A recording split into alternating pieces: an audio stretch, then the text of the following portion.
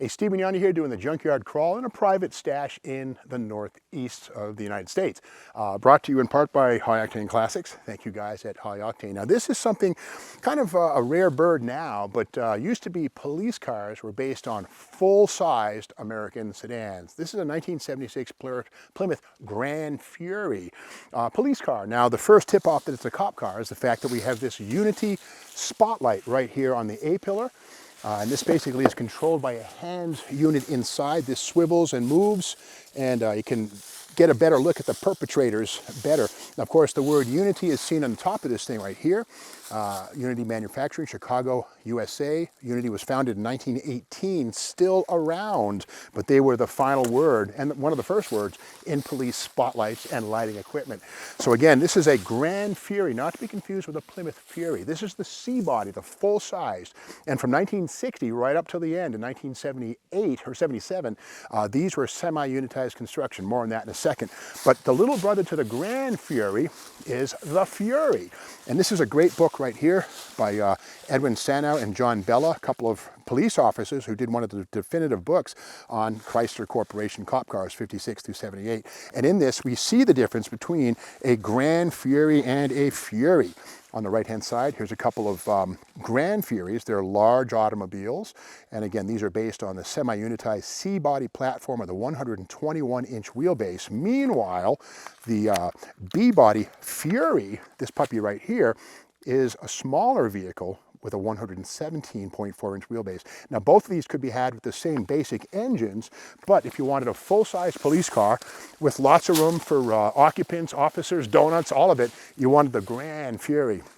Now, this one here is certainly retired, but it's an awkward design. Again, 1977 was the final year for this full-size Gran Fury. But look at the headlight design. They're still around. Chrysler didn't invest in 76 in the trend towards square headlights. They were still using round, but you can see where they maybe predicted square lights, which did arrive on the full-size cars shortly thereafter. But this one has the big bumper. Used to have some driving lights here, probably for police use. And again, a plastic fascia right here. And under the hood, what do we have? Okay, well, the engine is gone. We can see that the radiator wall has been torched out unceremoniously. There's the melted metal right there where somebody sliced it out. Could it have been a 440? Well, to learn, we go to the tag on the radiator wall. Okay, E57, 362 barrel. So this could have been had with, again, the 362 barrel base engine, the 400 big block 2 barrel, 400 4 barrel, or the big 440, which was certainly a possibility too. But something kind of cool here, it's a special order, which might sound exotic, but it really kind of is not, because police cars generally were built at the Delaware plant, and when they were built out for police duty, a lot of things would be added to these cars were kind of unusual. So the special order tag alerts the assembly line people that they need to spend a little more time and add things like maybe that A-pillar spotlight or maybe a cooling package or something like that. But there's more to be learned.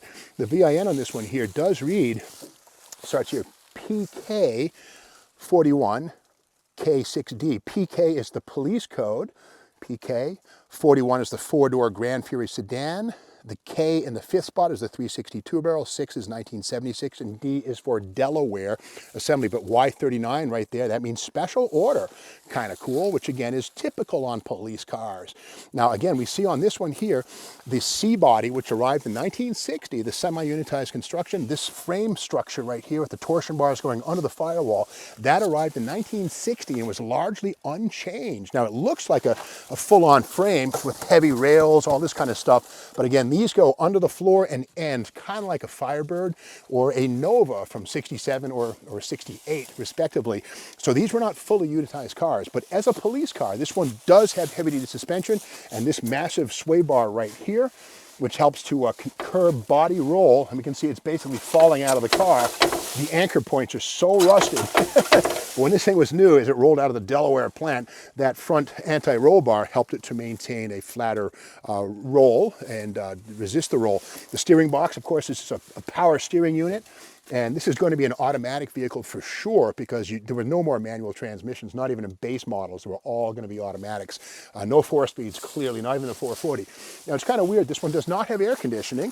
It would otherwise have had all the structure here. It's just basically equipped with a heater.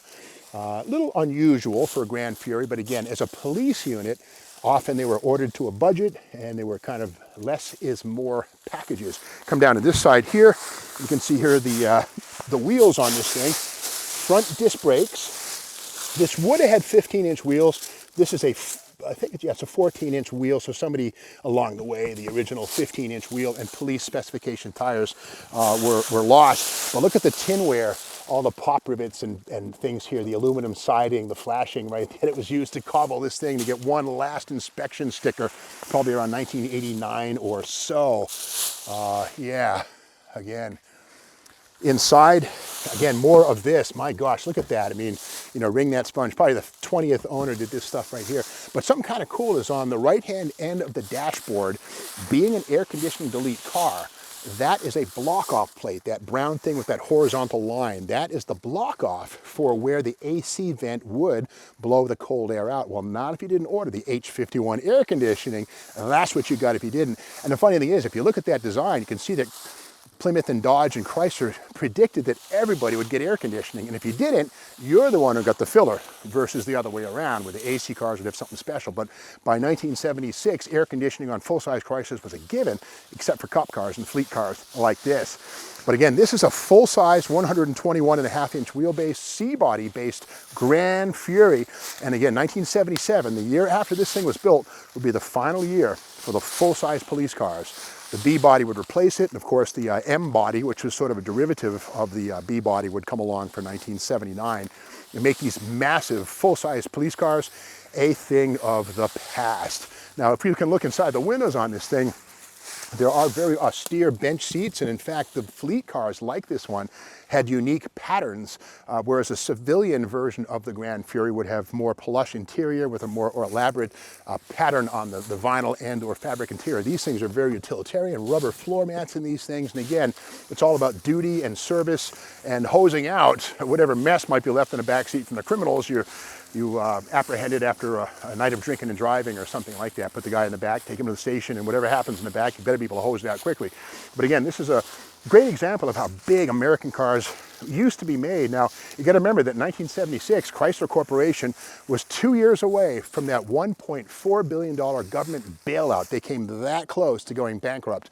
And the word is that Chrysler Corporation did a lot more than just cars. The M1 Abrams turbine tank, Redstone missiles, a variety of other projects for the military industrial complex were also Chrysler things. So if Chrysler folded, those things would go into limbo. So there was a $1.4 billion bailout loan that was guaranteed by Uncle Sam, and with Lee Iacocca at the wheel, Chrysler pulled out of the hole. But cars like this didn't help. The future at this point in time, who knew, was small cars like the 1981 K car, the front-wheel drive stuff that, you know, you can love them or hate them, you choose, but they saved Chrysler Corporation. And again, this is the very end right here of the massive full-size rear-wheel drive police cars, courtesy of Plymouth and Dodge and Chrysler. Now, if you like this video, be sure to subscribe to the Steve Maggs YouTube channel, ring the bell so you have an update or an alert that there's a new video coming out. We have new shows every day, so we'll see you tomorrow.